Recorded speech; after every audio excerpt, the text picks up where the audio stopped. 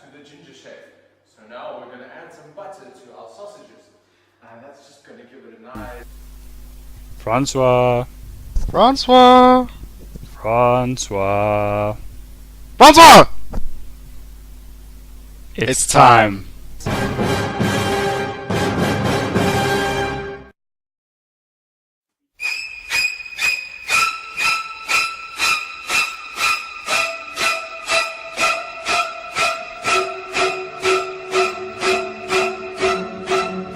Alright, so this step in your training will involve using Microsoft Word, which is a word processing application.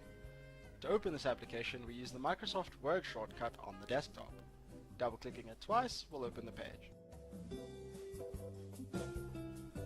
Now, as you can see, there are a few things that will appear when the Microsoft Word page opens. First, we have a title bar giving you the name of your document, as well as reminding us that we're using Microsoft Word to create it. Then, we have the regular window menu. We have a minimize, maximize, and a close button. But we also have new buttons over here, such as a button that looks like Microsoft Word, a button that looks like an old floppy drive, which will be used to save your document, and a smaller drop-down menu for simple actions. Now, if we click on the File tab, we are given a new menu. In this menu, we have the Save function, which will save whatever you've typed, the Save As function, which will save whatever you've typed in a new document, the Open function to open a previously saved document, and the Close function to close the current document. Now take some time to familiarize yourself with the application menu ribbon. The tabs include the Home tab, which is where we'll be typing mostly, the Insert tab, Page Layout, References, Mailings, Review, View, Add-ins, and Acrobat. Now, not all of these are important, so we will flesh out some of them. First, we have basic file actions. We've covered a few, such as open and close. But now take a look at this great white space in the middle of your document. This great white space resembles a page, a real-life piece of paper, if you will. Now, if you type, you'll see words appearing on the screen.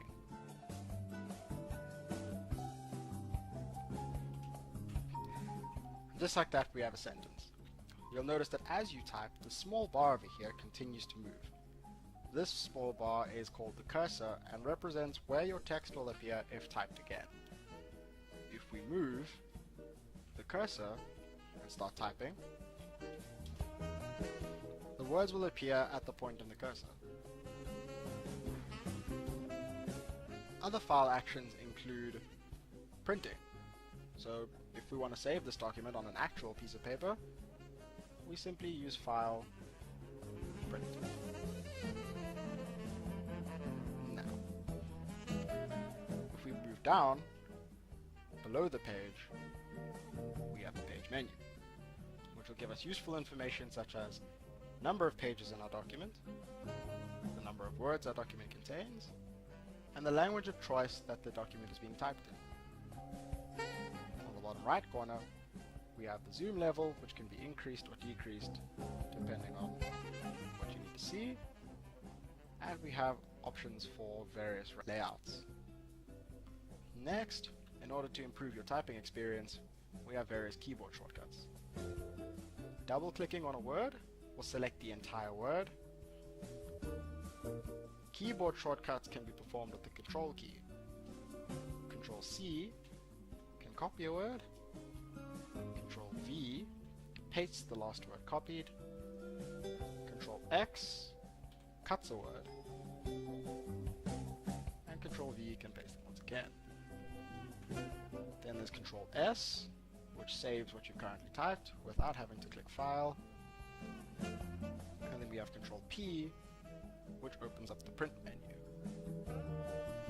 Now you've noticed that the text we've typed can be rather boring. We don't want to have an entire document that can be typed like this. Luckily, Microsoft Word has various features for formatting text. We can change the text style, which can be evident from the font menu inside the Home tab of the ribbon. We can change the font style to anything we want, such as Arial or Algerian. We can change the font size from rather small to rather large. We can change the color of the text. We can bold the text, italicize the text, or underline the text. All of these can be used either by clicking on the buttons in the Fonts tab or by using the keyboard shortcuts, such as Ctrl-B to bold or unbold, Ctrl-I to italicize and to remove italics, Ctrl-U to underline or to remove the underline. Next we have text alignment. Now, text alignment can be seen from the adjacent menu to font. The alignment can be the center, the left, the right, or the entire page. Now this depends on the kind of document that you're typing. Another form of text formatting can be in bullet points. If you'd like to type a list, use the bullets button. To add to the list, you simply press the Enter key, type your next item, press the Enter key again, type the next item, press the Enter key again, and so on. To remove your bullets, you can simply press the Enter key again without typing anything, or you can remove it by pressing the bullets button in the paragraph tab. Much like text, your bullet points can also be styled. This can be done by clicking on the down arrow next to the bullets tab. This will bring up a menu of bullets that you can change your style to. Clicking one of these applies the style to the current bullet list. Another thing that can be done is inserting tables. This can be done from the Insert tab in the ribbon.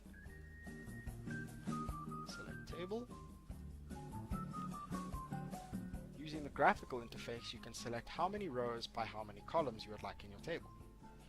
To add data to your table, you simply click on a cell and you type as normal.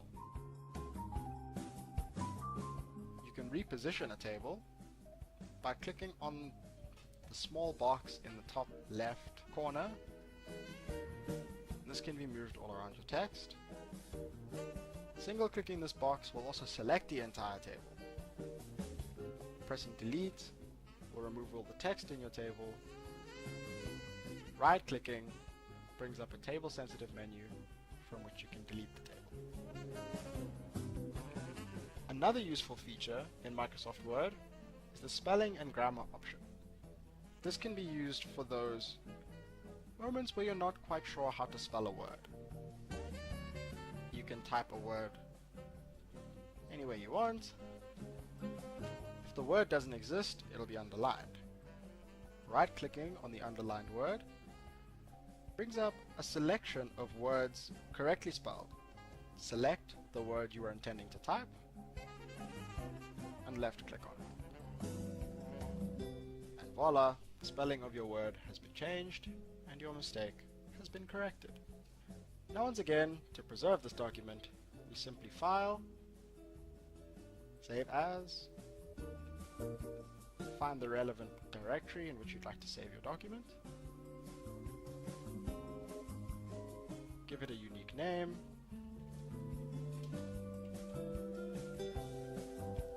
press Enter, and your document is saved. You'll see now, if we close Microsoft Word, our document has appeared as a file on the desktop. Double-clicking this document will open the file in Microsoft Word. In the next episode, we will be working with Excel and show you some of its basic features. Well, that's it for this episode of The Ginger Genius. Join us next time for another episode. Remember, the F5 key is not the only thing refreshing. Or am I?